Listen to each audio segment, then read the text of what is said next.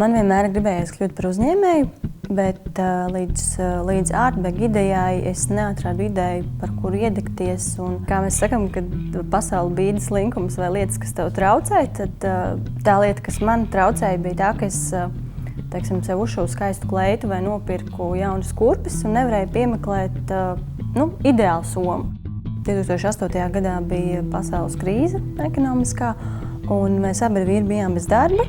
Un tad mums radās doma, ka ir jāpiedāvā dažādu veidu somas, un vīrs nāca klajā ar domu, ka tas viss ir jādara internetā, ļaut cilvēkam radīt unikālu somu. Un ir pagājuši 2 gadi, tā ar pilnu jaudu strādājam, kopš mājaslapa ir atklāta 8 mēnešus, tā kā tas posms vienmēr ir ilgāks nekā cerēts.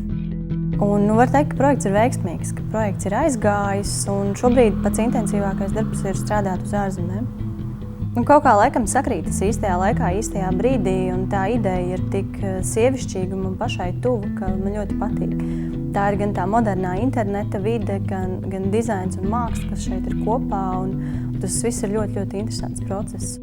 Ja es varēšu vēl kādu pārliecināt, ka viņš ir spējīgs īstenot savas idejas un izveidot savu uzņēmumu biznesu, es būšu ārkārtīgi priecīgi, jo mums latviešiem kaut kā varbūt brīžiem pietrūkst šī entuziasma un varbūt pašpārliecības, jo idejas ir fantastiskas. Es esmu runājusi gan ar jauniešiem, kas veido skolēnu mācību firmas, gan ar studentiem, kam ir fantastiskas idejas, bet viņas paliek kaut kur skolas projektos vai pašu galvās. Un es ļoti ceru, ka ar savu stāstu kaut vienu īstenot uzņēmumu, savu kolēģi, biznesmēnu, es būšu ļoti priecīga.